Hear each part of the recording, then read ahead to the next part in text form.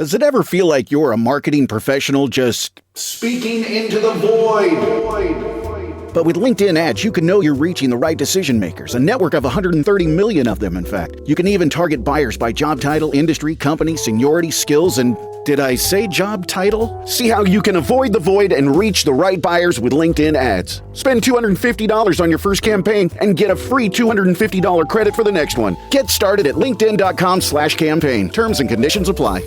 The family that vacations together stays together. At least, that was the plan. Except now, the dastardly desk clerk is saying he can't confirm your connecting rooms. Wait, what? That's right, ma'am. You have rooms 201 and 709. No, we cannot be 5 floors away from our kids. The doors have double locks. They'll be fine. When you want connecting rooms confirmed before you arrive, it matters where you stay. Welcome to Hilton. I see your connecting rooms are already confirmed.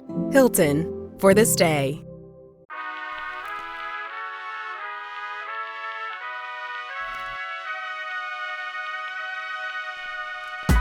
Welcome to Worse Than You with Mo Fry Pasick. I'm Mo, and every week I'm asking today's most captivating artists how they got their acts together. This show is not about their best or most famous work. It's about the work that means the most to them, their creative process, and why they make their art. This week's guest is a filmmaker and choreographer. Her debut feature film, Familiar Touch, had its world premiere at the 81st Venice Film Festival, where it won Best Debut Film, Best Director, and Best Actress in the Orizzonti competition. She won this year's Someone to Watch Film Independent Spirit Award, and now you can watch Familiar Touch on demand at last. I very much recommend it. Please welcome to the pod, Sarah Friedland. Ready, set, show! Hey Mo, thanks for having me.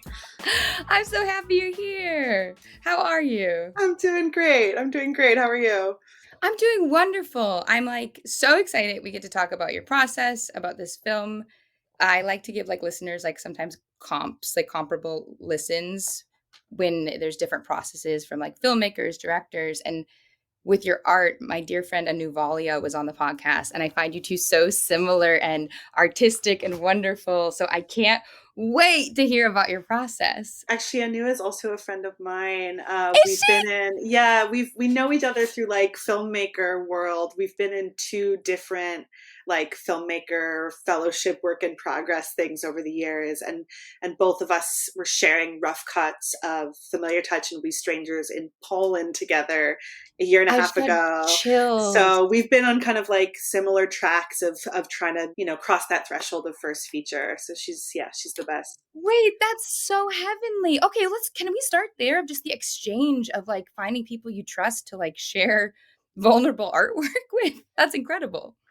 Absolutely. I mean, I think it's one of the things that's kept me going is the period of being an emerging filmmaker can sometimes be interminable. I've been doing emerging filmmaker fellowships, it feels like, for close to a decade, and finding those peers who are also trying to make that jump and kind of cheering each other on and sharing resources and tips. I feel like that filmmaker community is everything.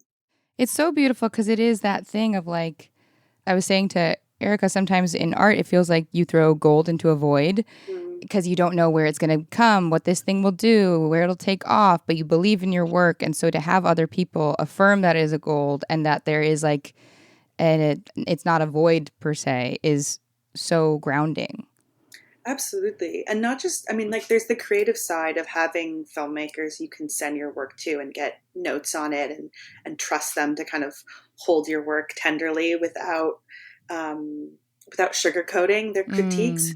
But at the same time, what I've found in the jump to making a first feature is that having filmmakers you can talk to about the marketplace side of things is just as valuable of saying, hey, what should I be putting in this contract, or how much did you get paid for this, when did you hear back from this, these sort of things about kind of how your film circulates, sharing information there. I found that there's a lot of filmmakers who are in a similar kind of early career stage where there's this camaraderie of sharing information that's so helpful and supportive. It's so helpful. It helps you because then you want to be ethical but don't have a ton of money? Is it, how do people ask for those things? How do people respect Yeah. time without certain resources? And that can stop people not knowing that from ever making something.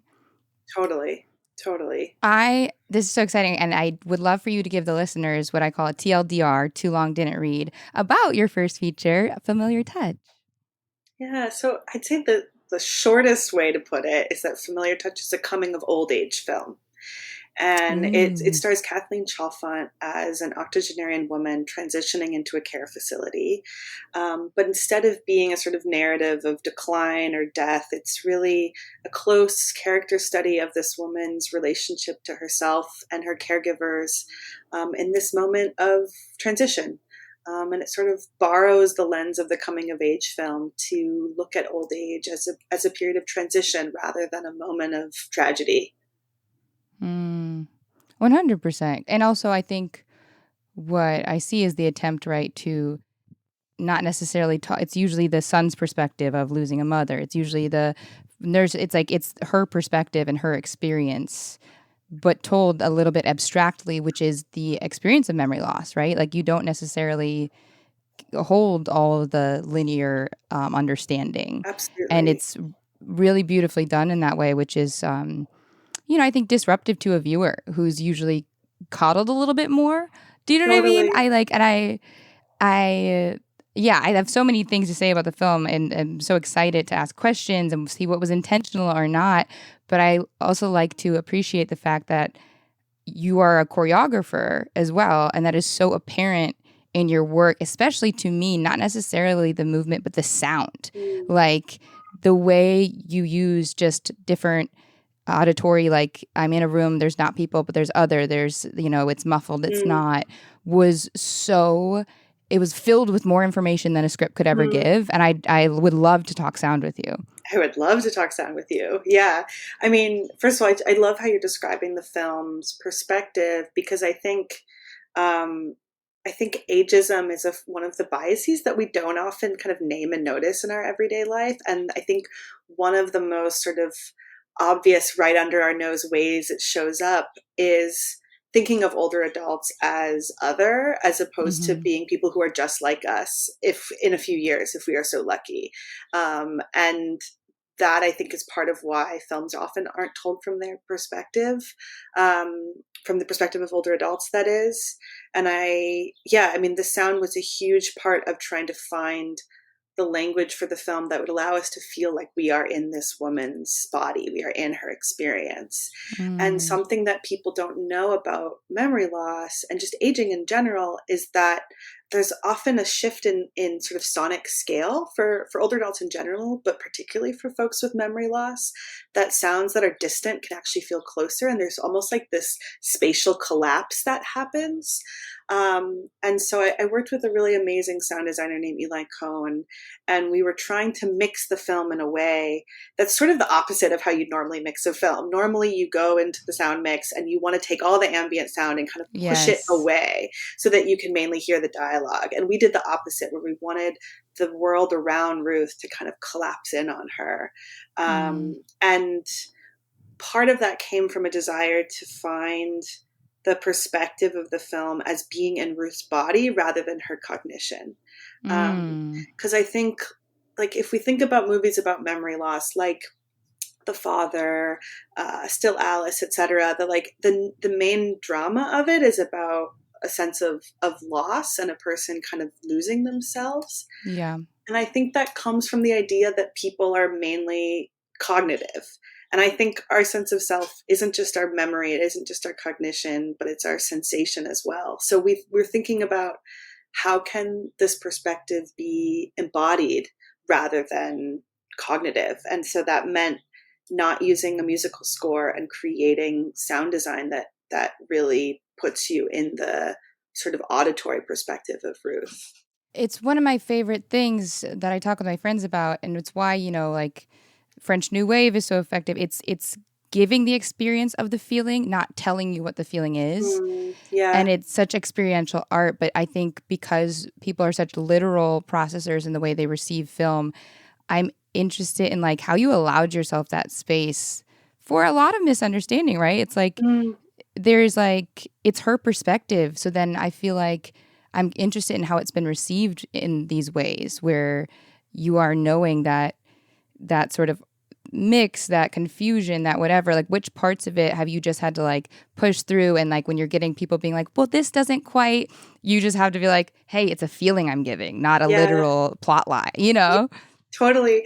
I mean, Mo, I feel like you're describing just like the fear of making art in general. Because like even if this weren't like more of a already ambiguous movie, like I feel like that's just like what's terrifying about making art, that you can't control how people will interpret it, even if you make much more kind of like didactic work than I do, like you still run that risk. And like that's just the kind of masochism of being an artist, that you just have to constantly accept that risk.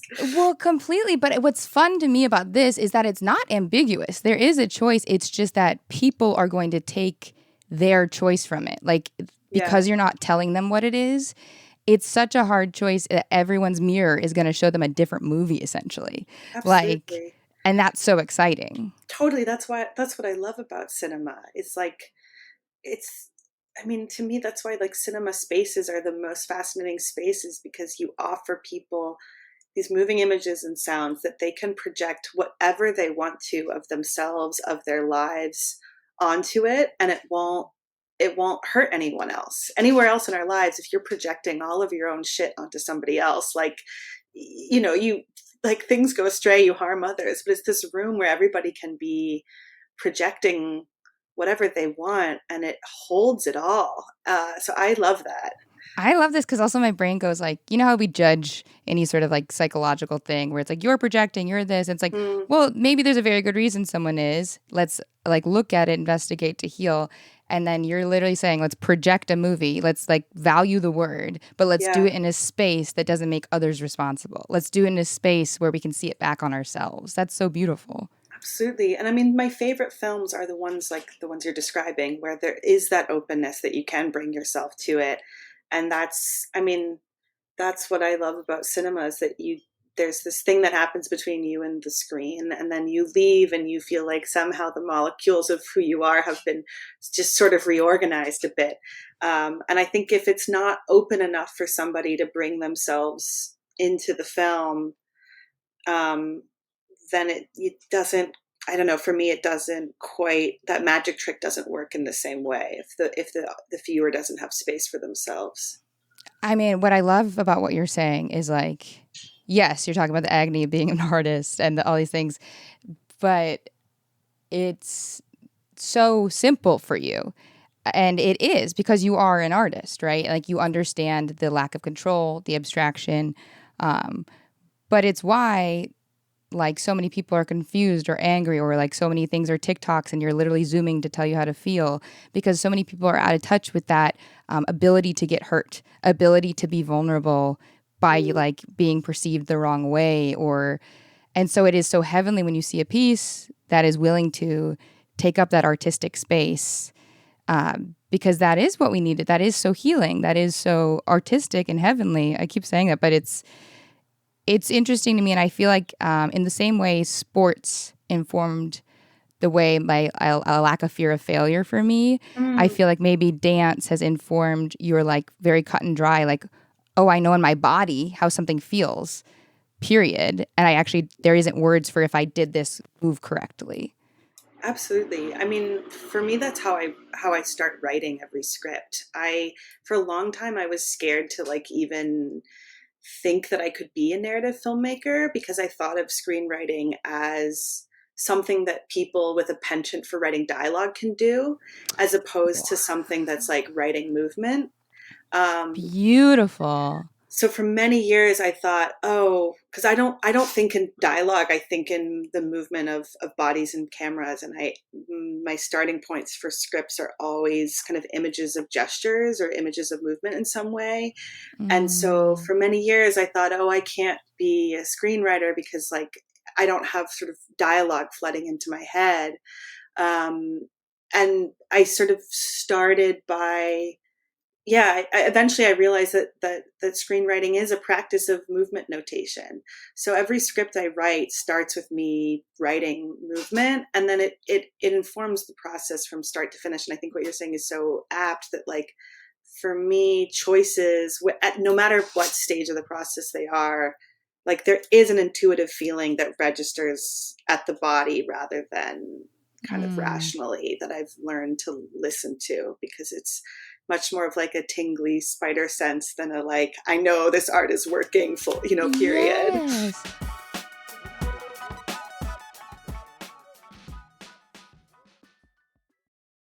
This episode is brought to you by Nespresso and Samra Origins by the Weekend Coffee Collection. Introducing Samra Origins. My collaboration with Nespresso is a connection to my roots, to my mother, Samra. Coffee that hits the right notes. It transports you.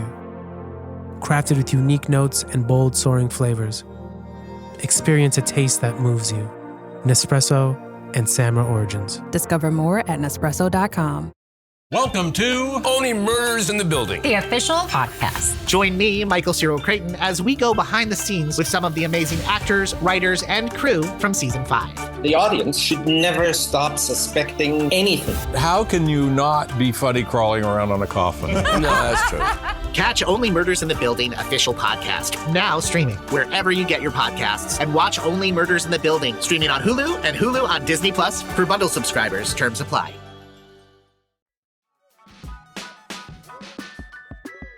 With that writing shift of fear narrative, was that a just let me just get something on the page and then you figured out the movement, or did you just like over time figure that out? I mean, Familiar Touch was really the bridge for me. I started writing it as kind of an exercise for myself as this college student, like close to 14, 15 years ago now, to see if I could write a narrative script. And I started with picturing Ruth's movements in her home of many decades for the last time, and then her home of we don't know how many years for the first time. And writing, just kind of describing her movements in space, was the starting point for imagining a character, imagining a story. And then I just continued to work that way, where I now it's not from a place of anxiety of like, oh, can this be a screenplay? Now it's I know that this is where I start. I love that. I like got chills and I'm starting to water up because I'm literally just in the intro. I remember almost mourning the intro of dialogue because there was so much information. Like she is getting ready in her home of, however many decades. And when she's getting dressed, she puts her hand on the hangers and then it's like this beat and then she puts it on and you can tell she can't quite understand and that she's capable clearly, but she's getting dressed. Is she? And there's that, you feel it. And it's all in the movement of a hand. It's so intimate, which is, we all talk about it in all media, like saying I love you is so much different than like, going across the universe for someone or a single movement. Like it is, your work is so effective at the movement that you're speaking of.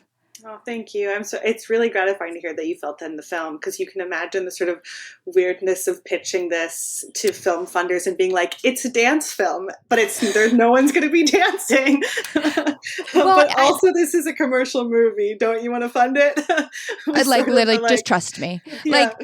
Well, that's what I want to say too, because I even think with the new, as we were speaking about this, because conceptually, right, you can go so many places talking about something, but it's hard in the industry when you are an artist to need to prove a concept and get a script and someone goes, well, what's this? It's just on the page. And you're like, yeah, well, if you describe Starry, Starry Night, I'm sure you wouldn't want it painted either. Like it's just, a messy spin. Totally. And so it is this interesting space you exist in where you have to make the thing to prove or translate it before you even get the money that you need. And it's so interesting because it is such a capitalist sort of snip of abstraction when you're like, I just trust me as an auteur. I know a lot of people are saying that and a lot of really shitty people are saying that, but please just trust me. Totally. Did you feel the need to I don't know, do other stuff beforehand or build a career? Was that a pressure at all? Yeah, I mean, I was working, doing other jobs and making other films, and I guess it depends on how we set the timeline. I started writing it close to 15 years ago, but I wouldn't really start the clock on making it until about 2016, 2017, where I was like, really trying to actually get it off the ground. I didn't go to film school.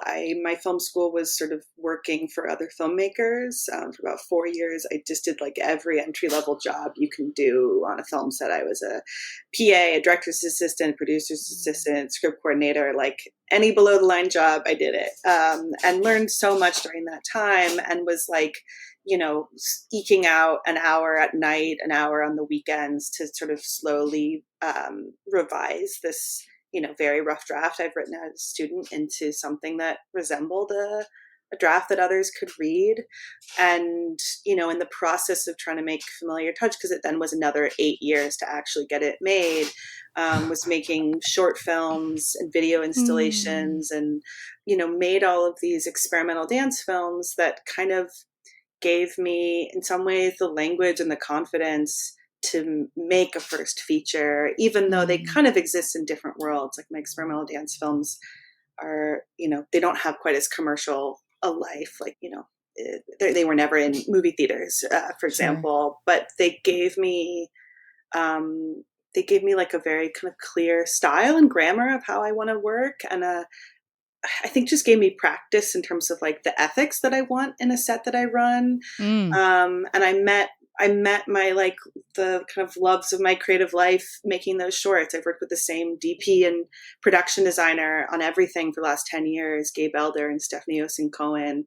And this was all of our first feature. So it felt like we got to kind of build this shared language and then take this step together. So yeah, I mean, all of the kind of work of those years prepared me for Familiar Touch. And I mean, there were a million other random day jobs, but the most impactful was after about 4 years of working in the film industry, I kind of quit cold turkey. At the time I was the script coordinator on Girls, and I reached a point where I felt like I'm learning a lot about how to navigate the sort of power dynamics of a production office, but I'm not really learning about people outside of a film set. And if I want to make humanist dramas, I maybe need to meet some other humans. And so I quit my job at the end of season 5. Talk about a leap of faith, though. Total leap of faith. My boss was like, "What are you going to do?" And meet people. Yeah. Yeah, I'm going to go meet the humans so that I can write about them. But I needed a day job. And so I answered an ad for a caregiving agency that had a lot of creative and artistic clients. And I ended up training to be a memory caregiver, and then worked part-time as a memory caregiver for New York City artists in their homes for about 3.5 years. And that job like totally transformed how I was writing Familiar Touch. So yeah, the like finding my way through the industry and kind of leaving it for a while was a big part of how the film kind of found its footing. Well, it also brings you back to your artistry, because again, with the market, like you do have to be a business person, but sometimes it makes you question or feel like disconnected from your art. And when you're back to making sure you're in touch with humans who move you, who want you to make, who make you want to make art, like that is such a bet on yourself. And shouldn't be undervalued. That's a huge leap. Like that's amazing. Thanks. Yeah, no, there was something, for me, it was very helpful to kind of like leave the industry for a little while to be able to kind of focus on myself as an artist as opposed to myself as like a player within this industry. Yeah. And also I would even take it back to like learn the story. It's like learn what voice, like what you want to speak to, like what you ever even want to say. And because an artist is always going to want to say something, or what you don't want to say. Like it's like you have to find the boundaries of existence. You can't just be in this amorphous, non-inspirational like Absolutely. And not to say there isn't inspiration everywhere, and you can't be on set and be like, what an interesting person I met, but everyone is there for a specific purpose, and there is less opportunity for intimacy, and caregiving is the most intimate thing that's possible. Absolutely. And I found myself my ambition kind of creeping into the places that I didn't want it to go. Like I started kind of climbing the ladder of production, where like if I went further, I would have, been getting promoted to within the production management department. And production managers are the best. It's incredible, but it's just not me. And like, there's a temptation in that world to kind of just keep like climbing. Security, yeah. And so I had to stop. It's a big choice, and usually when those choices happen, we don't necessarily know we're making that big of a choice. It's just a huge feeling of, and we can look back. And it's so exciting because I'd love to talk about the actual caregivers in the film because there's so many things I want to talk about, but I would love to blend it in this way of also like one of the I'm gonna diatribe for a second because I'm gonna work backwards from sound, because one of the things that struck me most interestingly is like the sound in this, the movement in this never missed. Sometimes the like dialogue was unreliable, which is exciting because it is mimicking a confusion that she was having. Because, you're like, oh, she is stable. She does look like she's making breakfast beautifully. Like, and then you go, well, I can't trust it because I don't know this. And so at the end, when the credits hit, the song it's like almost one note right away, and it was almost eerie. And it was so exciting because it felt almost like it felt a little Shutter Island-y, where I was like, I've been in this woman's perspective. What can I trust? And then to that point with the caretakers, and you having been a caretaker, been so intimate, I was interested because it was her perception of care, but then myself, right, I was trying to see my bias because my great aunt had Alzheimer's, was in a care facility, and passed away this year. So it was like a very meaningful piece for me to watch. But then I was like, well, that's too intimate of those caregivers. Like, or why are like they allowing that? And then balancing the humanity of it. And so I'd love to hear how you went about creating the caregivers and that sort of ambiguity, but closeness, but also a little bit confusion. Like, well, there's boundaries being crossed a little bit. Yeah. I mean, as much as it's a character study of Ruth, I really wanted to just honor the work of caregivers because I think it's the most important work there is. It's the work that makes life possible. And it's I think, unfortunately, deeply undervalued and undercompensated. And what I learned when I was a caregiver is just like how psychologically nuanced that work is when you're working with people with memory loss, because you're having to constantly decode what universe and what reality a person is living in, and having to always decode sort of what their behavior is telling you when they can't actually express at times, I am feeling this. And so like there's such an sort of interpretive quality to care work, but there's also this quality of role play. I mean, one of the things that really interested me when I was a caregiver that I wanted to bring to the film was that I noticed how my clients interpreted me as having a different social role to them at different times. Like sometimes they knew I was their caregiver, but sometimes they would see me as a friend, a daughter, a lover. And like there was this sort of role play that, we would have to navigate. For their dignity that you have to perform, for their respect. I mean, I agree with you totally in terms of dignity. Like you have to affirm the person that they think they are, and how they identify you has everything to do with the person that they believe themselves to be. And so there's so much kind of creativity to being a caregiver because you're shape-shifting based on how someone sees you.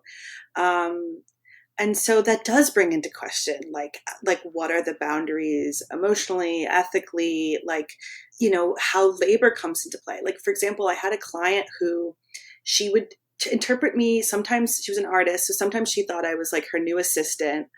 Other times she thought we were just the best of friends. And then she would remember that I was actually like someone that was paid to do a job to care for her when I would leave at 5 p.m. and would leave precisely at 5 p.m. And that the precision of my time clued her into the fact that, oh, this was a shift. And she would panic and be like, oh my God, maybe did I not pay you? I forgot this is a job. And I'd be like, no, I've been paid. And you want, humility wise, you want to respect. It's like she might feel like she was shared too much or something. It's like, no, this job is intimate. Like, oh, that's so difficult. And like you have to, I think sometimes we forget that just because something is sort of organized or like mediated through labor, that doesn't mean the feelings aren't real. Like I was so close to some of my clients. Like there was one who I like truly loved, and when I stopped working for her because she needed a different level of care, and I only did companion care. I wasn't a CNA or a skilled nurse. Saying goodbye to her was the hardest thing. I had nightmares about her dying for months. I mean, like the feelings between caregivers and care recipients, like even if it is a job, they're very, very real. And so anyways, this is a very long answer to your question to say, no, like, this is exactly it. This is exactly what I'm asking. Just keep going. Yeah. Yeah. I mean, I wanted the kind of complexity of that work to be honored, and the sort of complexity of the emotional exchange to be present. And that means like boundaries like aren't always so clear, and ethics aren't always so clear when you're dealing with people having different versions of reality.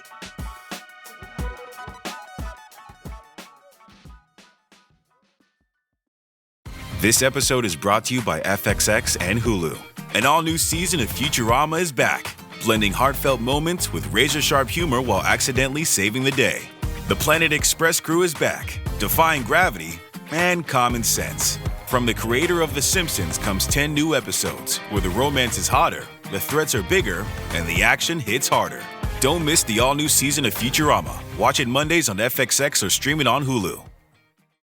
If you thought goldenly breaded McDonald's chicken couldn't get more golden, think Golder! Because new sweet and smoky special edition gold sauce is here. Made for your chicken favorites. At participating McDonald's for a limited time.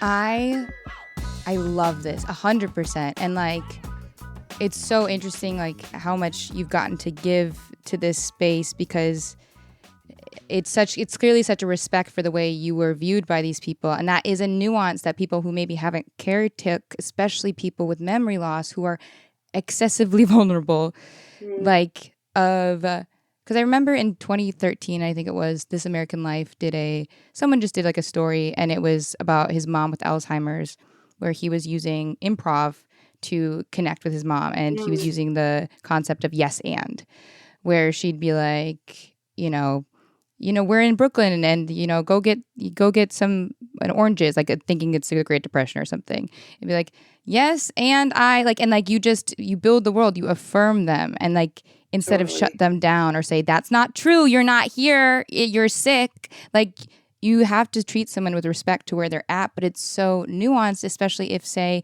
the person you're caring for thinks you as a professional is their partner. Totally. It takes such strength and boundaries at the same time as you love that person, and in a very real, healthy, boundaried way. But it's like, of course, you have love for someone who is in your care. Why wouldn't you? Absolutely. And I mean, this is part of why, like, working with H. John Benjamin, the wonderful voice actor and comedian who plays Ruth's son in the film, one of the earliest conversations we had was about the opening scene, and sort of spoiler alert to any listeners, in the opening scene, Ruth mistakes her son for a paramour who's going to take her on a date. And like, it was one of the kind of, to me, the sort of like tonal risks and tightrope walks of the film is how to honor Ruth's desire and sexual attraction in that moment, and not shame it, while also, kind of being careful with this like Oedipal taboo that her son is experiencing. And one of the first conversations I had with H. John when he was considering the role is like about the discomfort of that scene. And he sort of said, like, well, as a comedian, like all I do is court discomfort all the time. So this actually feels very natural to me, which was, I have so many perfect. chills, because literally before we got on, Eric and I were talking about the scene and how a comedian would like ameliorate the energy, and so we were talking about how perfect that casting was. Oh my gosh, I love this. Yeah. And so like, I just think he nails it in terms of how he holds the discomfort without shaming his mom. Well, I also like the way in like what I liked is he nails it without shaming his mom, but he's still a son that doesn't know what to do. Totally. Like, because he's not like, a parent, right? What your son is becoming essentially might be like, oh, that sounds so fun. I'm not, but I love you. And like, it might be that, right? Of like, oh my gosh, we maybe back in my day we could have, but I got a wife. And a son who is going through the most complicated thing, caretaking a parent, who then has this, it was just, no, we're not doing, it was so, you could feel in everything he didn't say, right? And didn't make okay because how complicated. Yeah. And it was just, let me respect her. Let me not say no. And a comedian says yes and. Yeah. No, it's true. He doesn't further the fantasy, but he doesn't shut it down. Yes. Yeah. And I think that's a nuanced experience, especially with memory care, that I'm excited for people who don't know what it's like to grapple with. And I'm curious, do you care about the reception of the film? Does that influence? I mean, obviously everyone cares and wants it, but meaning if somebody doesn't get it, or are you taking that on or just letting them have their experience? Like, how is that going? Yeah. I mean, to me, there's a sort of great release in feeling like it's not mine anymore. That I feel like emotionally it can't be. Otherwise, like the process of releasing it would just be too unbearable to be like responding to every interpretation, especially because we've just wrapped up the US theatrical release and it's going to be released in 15 other places around the world, which is amazing. It's a dream come true, but like I just cannot. I have to your let bleeding it go. Heart just out in the world, exactly. And everyone being like, this is what it is. And you're like, okay. Exactly. But I think that means that people can take it and use it in the way that's helpful for them. Like if they feel that it is, like it has been so gratifying to have older adults and caregivers coming up to me and Kathleen after Q&As and saying like, this made me feel less alone, or you told our story. Like that's the most incredible thing. But I think also I think a negative reaction, like if it offers some form of catharsis for somebody, even if it's through disagreement, I love that too. I think, to me, it's sort of this necessary moment in releasing a film where you have to kind of relinquish it as being so tightly tethered to you and let it become other people's to hold. Yeah, because it wouldn't even be negative. It was just someone who doesn't know the experience. And I think that is why I'm excited about it. Because if people are uncomfortable, right, like they have to examine that or look within, because it's like, I don't know, everyone, and especially because it's that distortion of perspective, meaning it's not like someone telling you, this is my experience of caretaking my mother, and this is this. It is hers, it is movement. And I think these kind of movies are the most healing and also create the most reaction in folks who see something they don't like or see something in themselves or don't understand it. And that is like so powerful and good that you're letting go, because that's what it should do, but also it shouldn't be personal in that way. Yeah. No, and I think it's been interesting to see the range of ways people see themselves in the film. I mean, just to share a few of my favorite responses. Please. I mean, there was an 80-something-year-old woman who came to see it at Film Forum and came to talk to me afterwards. And she said to me, this is a film about how we bring ourselves with us. And she was like, I think most people think that old people are just old people, but we actually are like, we bring all of the people we've been early in our lives with us. So nice. And I thought that was so beautiful. And she was like, it captured my experience of becoming an older adult. I think for me, some of the most satisfying responses have been younger adults seeing themselves in Ruth, not because they had a grandparent per se, but like actually seeing themselves and their own desire or ambition. And that response to me is like a really exciting kind of anti-ageist response of being able to identify with an older character. Oh, that it almost hurtens me at like the community and the humanity. I hate when like humanity, but that heartens me that people are so able to see themselves in someone that doesn't look like them. Because right now there's so much of not being able to step outside your own experience.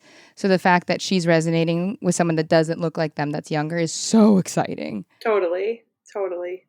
So this leads me back to like the question of like almost genre, because I even think of like, when my great aunt went to the memory care facility back in the day, like when early days, her and her friend, they don't know how, broke out, and like a neighbor found them buying beer at the grocery store. Iconic. And it's that dance of like, she's going and buying food and then like being pretty funny, like, give me your money, like, because she doesn't have money. So she's doing bits. Yeah, she's a total trickster. She's so cute. And like the chip clip, like, reminded me of my aunt. Like when people would criticize her for like dressing up or doing makeup, she'd be like, you don't have taste, like, chill out. Yeah. And it's so, because she is herself. She Totally. is.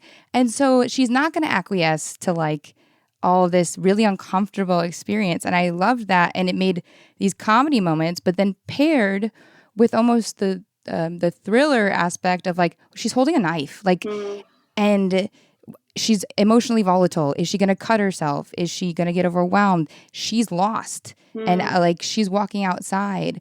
And so I'm wondering like, if that was an intentional dance with genre or just the nature of what you're writing. Yeah. I mean, I think the intention around genre was largely rooted in the coming of age genre, because it occurred to me that the like narrative of decline that we have for older adults, that they're slipping away, they're losing themselves. We don't have that for younger adults when they go through transitions. Like we say, they've come of age, even though they experience some form of loss, a loss of youth, of innocence, of home. But we don't say that like a teenager who's becoming an adult has like lost themselves. And so I felt like I could kind of, as a younger person, sort of co-opt and steal the coming of age genre for an older woman. And so that was sort of the main play that was in my head of like, how can I kind of borrow this architecture, and had a lot of fun with it, and thinking about like the penultimate scene as being like the prom scene. And coming of age films, I feel like young women are always having realizations in the shower and like floating and stuff. It does. It reminds you of Never Been Kissed when she runs out and she was like the limo. It's humiliation. It's 100%. So like that genre was in my mind in terms of the kind of the architecture of the script, but then the other tonal elements, like, I mean, what you're describing, the sense of humor and risk and sort of psychological thriller and ambiguity, I think more just came from like playing with interactions that I knew from this world that I wanted to see. And then it kind of more organically, those tonal shifts kind of organically came from the story. But the coming of age part was sort of the most deliberate genre idea. That's beautiful, because it does encompass, as you're like, in any coming of age story, there's a threatening moment where you go, is this kid gonna, get to drugs or whatever, like lose themselves, quote unquote. And then the story is never, of course, they're just coming of age. Whereas with elder care, it's like, yeah, they lost themselves. Yeah. Yeah, totally. I'm like, no problem. But yeah, so to this point of like, I would love to almost, I feel like I need 100 more years to talk, because I would love to talk on how like this actress that you worked with, she is so, and we remind me of her name. I keep getting anxious that I mispronounce the last one. Yeah, Kathleen Chalfant, and the way that she says to remember it is like, it's like elephant, Chalfant. Okay, great. Yeah. Kathleen Chalfant is like, first of all, I mean, her hands, her neck, the shots that you do of her movement, you can tell she's so embodied. And like, the one, there's this monologue where she's like essentially, proving her agency and capability by reminding people of her art, of her cooking, and listing this borscht recipe. And it's like it should win an Oscar, and you an Oscar. Like this one scene alone of the way she's still so like sure, but then there's stuttering because she's overwhelmed, but not because of memory loss. And you feel her come back, and it's so high stakes for her, but just the doctor is just sitting there kind of like, okay. And it's heartbreaking, and it's so upsetting. And I'm curious, as a director, how do you work with almost a dancer and talk about like these movements and these things on the page to create such a beautiful, dance? Yeah. I mean, Kathleen is just the most extraordinary collaborator. And I think the film like lives and breathes through her performance. And this was my first time working with professional actors. And so to get to do that with her was just amazing, because she had this ability to she made me feel completely trusted and at the same time mentored me. And to do that without being condescending, despite having decades of experience on me, I think is really special. Like, just to give one example, like there was one line, the film is partially because we shot in very short period of time. Like it is pretty much, there's no improvisation other than the F word scene, and everything is pretty much exactly as scripted. And so there was one line where I was having doubts on the day. Like it just, the line wasn't landing, and it wasn't her performance. It was something in the text. And I started playing around with like alternate lines on set. And she took me aside and whispered in my ear, and said, you know, I've met the screenwriter of this film, and I think she knew what she was doing when she wrote this line. Let's leave it alone. And I will say I didn't end up cutting it. It wasn't the line. It was just, we didn't need that beat. But it was, you know, she just made me feel like I was so trusted. And the reciprocal feeling was that I just trusted her to take the reins of Ruth. And so I feel like the dance that we did was that everything that we shot, all of her movement, all of the blocking was like precisely charted in the script, but then the particularity of her movement is her body, you know? And so there's this like balancing act of having to prepare it with great precision and then letting it all go once you walk onto set. So like, you know, certain details, like for example, the moment, like the little hand gesture in the car, like that's something where I'm giving like really kind of precise notes about kind of the tension of her fingers. But most of the time, the like texture of the movement just comes from Kathy living and breathing the part in the scene and me just letting her fly.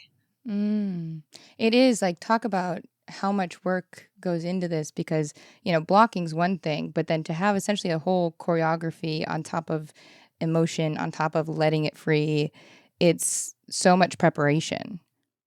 Yeah, I mean, that was the good thing about it taking 8 years was that like there was plenty of time to prepare. And then like the joy of preparation is that then you get to set and you kind of feel open for new things. So like there were some scenes where I had very specific blocking in mind, and then she would make a choice and it was way more interesting than what I had scripted, and like then we'd go with it, you know. So because you're dancing together, literally. Yeah. Totally. Yeah. Was this like, were there rehearsals for that movement, or was it just when you were shooting you would have this dialogue or movement dialogue? No rehearsals. We didn't have time. We found each other very close to the start of filming. She arrived at LAX at 10 a.m. We had our first shot at 12:30. You're joking. I am serious. We only had the budget to shoot for 18 and a half days, and we were up against the strike. So there was no wiggle room. So there was no rehearsal, and it's a testament to how deeply she understood this role that she did not need any rehearsal. We talked about like several concepts leading up to filming that we both agreed was really important to us. And then something that was key for us as well was we decided on day 2 or 3, I want to say, that we weren't going to tether ourselves to what came before and after each scene in the script, because like normally, you know, you shoot a film out of order, and so part of the conversation you have going into a scene is like, okay, this scene comes after this event that occurred that we shot a few days ago, and like, you know, you sort of calibrate within the like timeline of the film to orient both of yourselves. And we decided we're not going to do that anymore, and we're going to play each scene like it's its own temporal universe, and like trust that the sequence of the script works, but like Ruth is going to have the freedom, and Kathleen as the actor is going to have the freedom to kind of like float in time. And that was I think one of the choices that made this film possible. But the only actual explicit rehearsal we had was that H. John and I rehearsed his like, we had a name for it on set, but like the little dance that he does for his mom. So cute when he turns around on the birthday. Like also the little details that like are so notable of like her, you know, saying she was born March 6th and then it's March birthdays, and she's like, people I don't know's birthdays, and you're like, oh, it's hers. Like, oh fuck. Or everybody March residents, right? Which is that dance was so beautiful. But like I'm foaming at the mouth right now because like, oh my God, you are exemplifying the experience you're trying to imitate, which is that there isn't a before and after with Alzheimer's. These patients don't know who they were just with before. They don't know, like, so to actually do that in filming is so exciting. And sort of those intangibles where someone goes like, whoa, wow, you so successfully like created this feeling. And it's like, because you created this feeling. Yeah. Like, that is exciting. Yeah, no, and it was something that came from her. She said, like, I don't know that maybe we don't need to do this anymore. And I'm so glad we did that, because it changed until you said it just now, I didn't realize that it's true. There's absolutely this mirror between process and the feeling of the film. It's completely, it's why it's felt. And I think like that's this missing thing that I like to talk about and ground, because in process, you can't exactly say like, why don't you embody the exact thing that you're trying to conceptually If only it worked that way. If only it worked that way. If only it did. But because it's like, as an actor, I would think like, I'm trying to remember what just happened before, but I'm also playing a person who can't remember, who isn't. It's like, it just doesn't make sense. So it's like, she's so in tune with this, and also it allows for such an easy flow of you not needing to like make sure that there's a bigger picture held. In fact, the point of this is that the present thing is the thing. Totally. And it was also a lesson for me in like trusting the script, that like like Ruth exists outside of linear time, but the script, like, as much as it's not a kind of traditional, it's linear though, like, yeah. But like there is a sense of you are watching a film that proceeds in linear time, even if Ruth isn't experiencing linear time. And so it was sort of an exercise in like trusting that the sequence of the script works, and if we like play out the interaction and the dynamic of each scene, that's enough. So there was very much a like leap of faith in doing that, but I'm so glad that we did. Yeah, I personally, as a viewer, I am too, because like the script did its job, because at the right times when I had been sort of experiencing Ruth's perspective, what I liked is that like the time where H. John's character, he, the son, is, packing up her stuff and in the house with the granddaughter and saying like, yeah, she was, past tense. It is so abrupt. It is so stark compared to what we've been experiencing.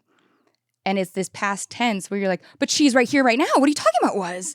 Yeah. And like the script timed that so perfectly, because then you get angry at that scene, but you're also like a normal person who's like, well, that's complicated and hard. And he's losing the woman she was. So it was like really well done in that way, where it's like, because of the way it was structured, mechanisms are working that you don't even intend, or you can't even be like, I want people to feel this complicated thing at Totally. And I mean, that goes back to the like embodied intuition of it all. Like sometimes I feel like I'm moving scenes around in the script, and like I tend to annotate on the page, and like will sometimes like literally like I create these like inserts to basically kind of try to move things around on paper. What kind of inserts? Like I'll just cut up pieces of paper and like put placeholders visually to like try something else out in a different space, because I get lost if I'm just doing it in Final Draft. It just, the cutting and pasting sometimes like unmoors me.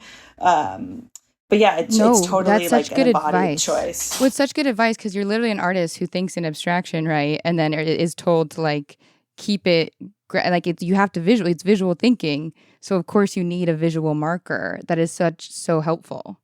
Totally. I draw maps and timelines, and like I like diagram everything out, because the script, like to me, the script has to hold that all in the end, but I can't get there without like visualizing it in other ways. Because the script is literally just 2-dimensional, so you need to 3-dimensionalize it to make a world with that. Totally.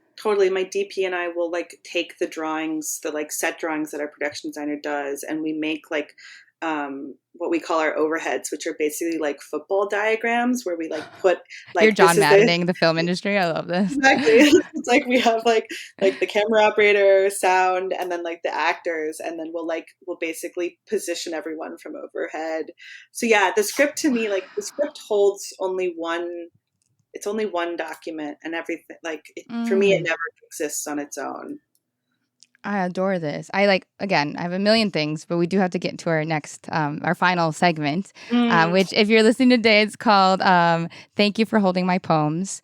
And it is inspired by the Russian poet Anna Akhmatova, who during times of great political strife, the Great Terror in Russia, her and her creative partners would memorize edits of each other's poems and hold them for years and years and years until it was legal to publish. And to me, that is the great intimacy of creative collaborations and being held. But I find a poem in an artist's life can be something as simple as like in this process, you saw that Craigslist ad, or someone on the day where you thought you felt worthless, someone goes, oh, nice shoes. It's just a reminder of intimacy and connection all around us. And so I always say, like, it's truly so abstract that whatever comes to mind when you think of what a poem that you might want to share or you've been held in before, I would love for you to share with us. I love this prompt so much. I think it's so beautiful. Thank you. And yeah, I was thinking about who sort of held the film to me, held me and held this film during the process in its darkest moments. Because from the outside, this film has done like about as well as like an arty first feature can do. Like we've had a really wonderful path, but it didn't start out that way. And there was a moment, there were many, many moments in pre-production where we almost shut down. And like the number of times I prepared a speech to our crew and cast to say, I'm so sorry, but we're not going to make this film. Like it was so too many times. And there was one like very, very close to the start of filming where for a number of complicated reasons I won't get into, there was a choice I had to make between like either making the film, but making it in a way that I felt would not be ethical and would not sort of respect the integrity of not only my cast and crew, but the real residents and care workers of the facility that we were collaborating with, or I could not make it. And I was living with my DP and production designer in Airbnb, and we would walk around Echo Park anytime, like the lake, anytime there was like a particularly anxious choice in production. And this one morning where I had to make this choice of like, are we going to make this film? My DP, Gabe, he also woke up. We both woke up at like 4:30 in the morning with anxiety and went for a walk and basically decided, I'd rather not make this film than make it in a way that lacks integrity and that could be potentially harmful to my colleagues. And in that act of refusal and being willing to walk away from it all, we actually realized there was another way to do it. But it took getting to that point of being like, you know what, like we're not going to make this film to see that there was like plan C. And what I realized, like walking around this lake with the two of them throughout this process, in these moments where it all felt like it was going to go away, these 8 years of work was just going to end in a whimper, that like the film was just as much like what was held between us as it is the like DCP that's currently in movie theaters playing. And that like the beauty of having long-term collaborators is that in these like pressure points where you feel so panicked and anxious, they either can hold like the best version of you that you can't hold in that moment, or they can hold the like art itself. And so I just, I don't know. Your prompt made me think about that moment, and that like that moment was actually more significant to me than like, you know, any of the kind of flashier moments that have occurred with this film, like getting distribution or Awards of Venice. Like those are incredible, of course, and I'm so grateful. But like those wouldn't happen without this moment. Totally. This was like the quiet turning point of this film and of how I relate to myself and my collaborators in process. So yeah, they kind of held. They're my poem. Thank you for that poem. No, I appreciate that poem. It's exactly what a poem is, because it doesn't have to be the biggest or like the most wise. It's a time where like you were with people who also held you and didn't say like, don't do this, you need to do this, who like understood this sort of unknown. And like, can I just say, you are the queen of leaps of faith. Like, you are just truly the queen of it. Because it's like every time it's like, I'll quit. That's a leap of faith. That's a leap of faith of like, I'll still survive. I'll still have my art. Like, and so you're held by these people in the unknown. And a lot of people avoid that, right? And don't ever see plan C because they think the unknown is a boogeyman when really it's just a cry with a friend maybe, or a walk. And the fact that you're willing to face what could feel like death or the boogeyman and walk through it with other people. Thank you for this poem. It's the whole point of them. Thank you for giving me a new name, Queen of Leap of Faiths. Like you really are. That's how I expect to be addressed from here on out. It's your credits. It's like it has laurels around it. Like I can tell my agent that like all contracts. Yeah, exactly. LLC. Yeah, exactly. Ooh, it would be a good LLC. Yeah, it worked out. Well, oh my goodness, this has been so heavenly. Can you obviously people need to go stream Familiar Touch, but can you tell other folks where you'd like them to find you, or what you'd like them to do? Yeah. I mean, so Familiar Touch is available to rent anywhere that you rent your movies, Apple, iTunes. Maybe don't rent it from Amazon. Choose one of the other ones. Just a thought. But it's there too. You can follow me on Instagram. Motion X Pictures is me. I have a lovely doppelganger. You can also follow her. Really? Yeah, there's another Sarah Friedland who's a filmmaker and a pal. That's so fun. She has at Sarah Friedland, so you can follow her too. Oh, that's so fun. That's so confusing because it's like she's a filmmaker. We've become friends because of it. I love that. Yeah, that's where you can find me. Oh, thank you so much. And I end every episode with giving my listeners and you a compliment. And please know I don't think of adjectives as gendered. And I always say, and I mean, oh my God, you're so pretty. Oh, thanks, Mo. It's been a joy. You really are. You're such a beautiful artist. Thank you for this. Thank you. Worse Than You with Mo Fry Pasick is hosted by me, Mo Fry Pasick. You can learn more about this week's guest and the Worse Than You team by checking out the show and episode copy. Worse Than You with Mo Fry Pasick is executive produced by Erica Ghetto, Mariah Gossett, and Lauren Mandel for Good Get and Disco Nap Productions. Oh my God, you're so pretty.